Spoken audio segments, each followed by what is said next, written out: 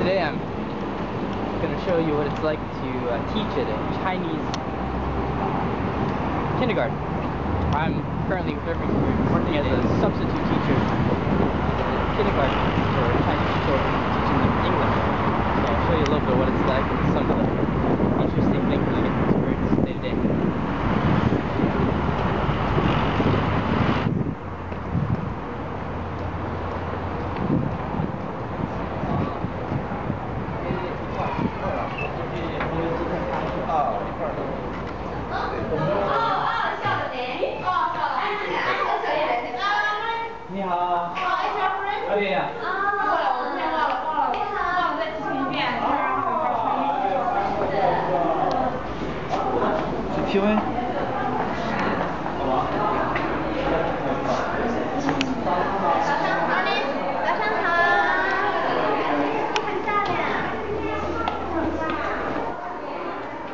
So each class is divided by age group, and they're all at different levels. Obviously, the oldest ones, their English is a lot better, their comprehension is great.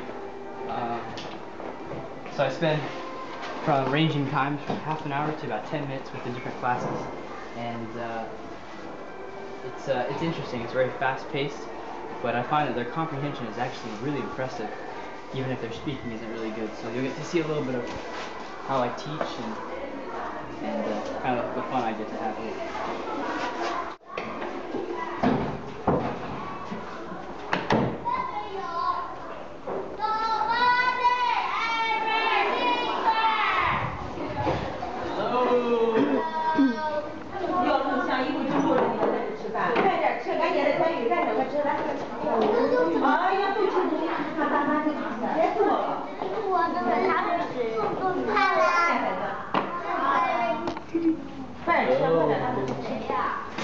This is my friend, 是我的朋友。他今天会拍摄。来，今天哈小朋友哈都要认真表现哈。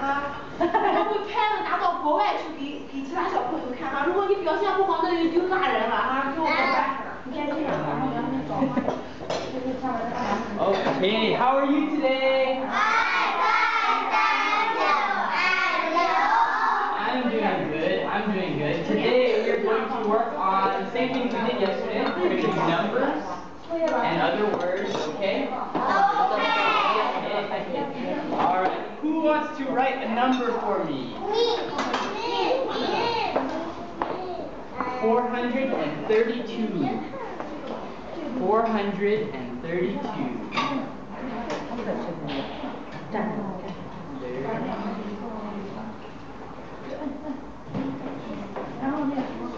Very good, excellent, thank you. So this is just amazing to me. These kids, I just went over numbers with them the day before this video was taken, and obviously they already knew the basics 1 through 10, 10, 20, 30, 40, 50, 100, and 1,000 I taught them. But what's amazing to me is even with very minimal amounts of practice, I can give them these pretty complex numbers to write, and they can write it out. It just goes to show that kids just in general are really intelligent, and the more you push them, the better they'll be. One thing that's kind of disappointing to me is that the syllabus, when I do have a syllabus, is really basic, and it's for 25 minutes there's like one thing I have to teach them, like a song or something, but I find that I can go way beyond that and they'll be able to retain it all. So it's been really exciting being able to teach these kids, especially the older ones. The 5-year-olds are really good. 1,221. 1,221. 1,221. 21. 21. Good. Very good. Excellent job. Okay. What is this? Good. Angry. Before coming to China, I had a bunch of friends that enrolled together in a language teaching course that stressed hands-on learning, using your whole body to be able to study a language. The principle behind that was that if you just look at a book, look at words, pictures in a book all day, you won't get it as fast as if you're acting it out, if your whole body is involved. That kind of, I guess, muscle memory and everything that's tied into learning is a lot more effective, especially for kids who have a very short attention span. So although I never rolled in that class, I did get a lot of the tips from those friends. So I'm using a lot of these here to be able to get these kids to memorize the words, getting their entire bodies involved, facial expressions, hand gestures, different things that will stick with them hopefully forever. And it seems to be really effective in just a short amount of time. They've been able to memorize an incredible amount of new vocabulary because they all have gestures and facial expressions that go with it. Show me happy. Yay! Good, excellent. Okay. Good, kick the ball. Kick the ball. Good, kick the ball. Good. Squeeze the ball. Good. Squeeze the ball. Scratch the ball. Scratch. Scratch. Scratch the ball. Good. Good. That's not scratch. This is scratch. Scratch the ball. Kick the ball. Okay. Twist the ball. Twist. Do you remember? No, not yet. So along the similar lines is having a hands-on activity for every set of new words. This is a new game that I started playing that I found is really, really helpful. They love all the different hands-on verb words like twist and pull, push, and all that stuff. But the side advantage is that I've learned a bunch of words that I didn't know. For example, the word for squeeze in Chinese is nie, and I didn't know that one. So I'm actually learning a bunch from the kids, and the way they explain things to each other, I've also learned a ton and improved my Chinese, so they're teaching me as well. What is push? 在中文怎么说 push? Good. Good push.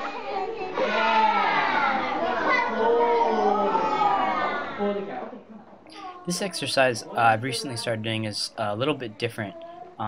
As good as their comprehension is, they really do understand a lot of what I say. But the weakness I've seen is them being able to actually speak English. The hardest thing obviously being conjugation.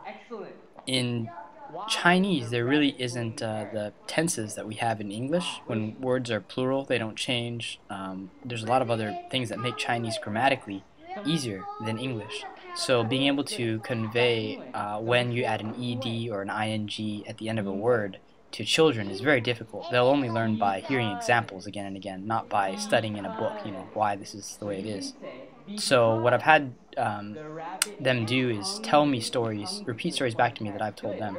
And so in this story, I'm asking each of these kids different questions and seeing if they can rephrase the sentences in a grammatically correct way. What is the dog doing? The dog is pull the carrot. Pull rabbit tail. Good. One more time. The dog Is dog pulling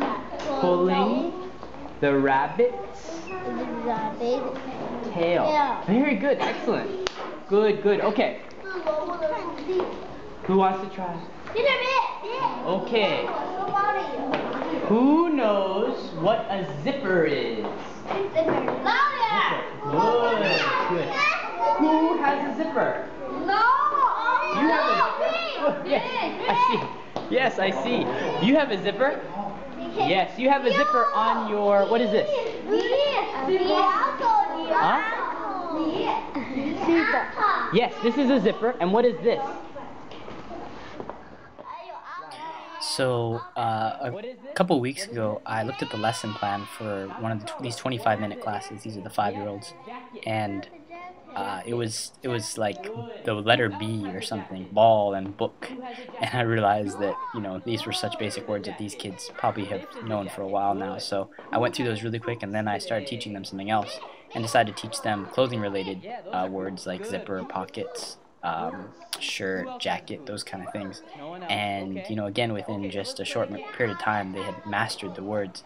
And the reason I chose those words was because I had just started getting the coats ordered, and I just had learned those words in Chinese. So I figured, yeah, might as well teach it to them in English. and that way I can keep practicing my Chinese as well, make sure I've got my pronunciation right when I hear them explain it to each other in Chinese. Also interesting is this guy here with the video camera. I'm not exactly sure what he's filming for. I guess they put together videos for the parents to see, you know, what their kids are doing at school. But he's been following me around in my classes for the last 3 days this week. So hopefully that's a good thing, and we'll find out after he puts his video together what the result is. Ponytail. Good. Ponytail. Ponytail. Ponytail. Ponytail. You have a ponytail too. Good.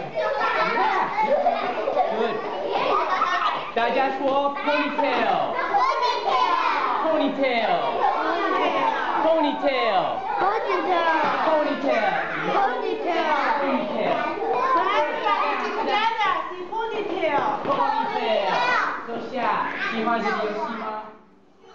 So this is another class I've got in the same school right after that other class that you saw.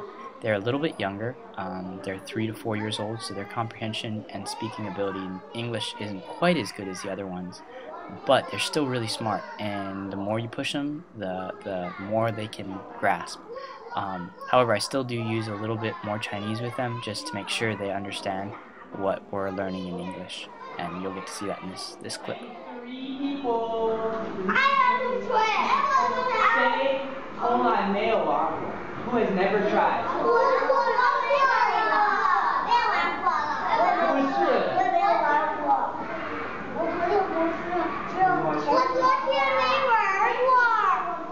You wanna try? And okay, you can try. And you. Okay, ready, set, go. Over here, this side. 从这边开始，从这边开始。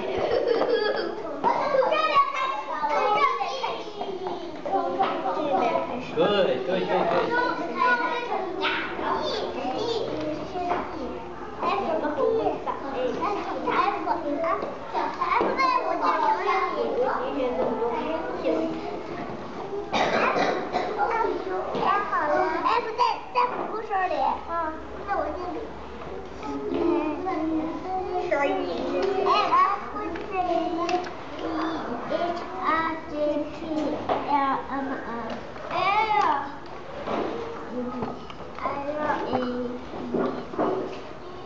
Interestingly, the alphabet song in Chinese is different than it is, or in China is different than it is in America.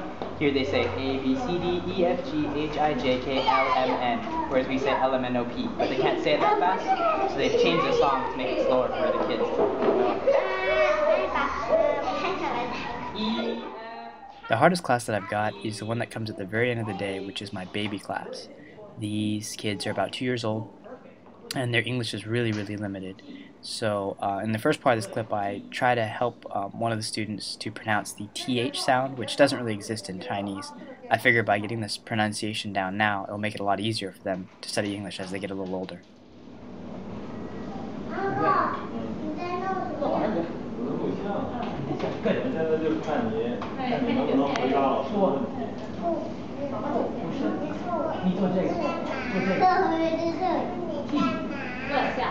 T， 坐下。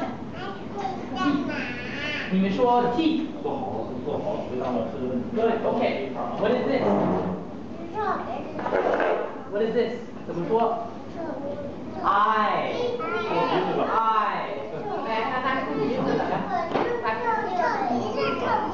Ear. Ear. What is this? Hair. When I was first offered this job teaching English to these kids, I was kind of hesitant to take it because I thought it would be too difficult. It's been a long time since I've worked for someone else, and I like having my own schedule, being on my own clock. But after teaching the first class, I realized that it was actually something that was really enjoyable, and I enjoyed working with the kids. I feel like I got pretty attached to them, and it's going to be difficult to leave after the 6 weeks teaching is over. And I've learned so much about Chinese culture from them, and about Chinese in general from them as well. I think it's probably rounded out my personality a little bit too, being more patient with them, because they are kids. They have a lot of energy, and they're really excitable and whatnot. So that's been good, and it's just, I guess, more than anything else, strengthened my resolve to never turn down a new experience, especially being here in China. Sometimes I'm confronted with things that my first gut instinct is to avoid it, but I always find that if I go ahead and go through with it and just give it a try, it's going to lead to a pretty amazing experience, and this is definitely one of those.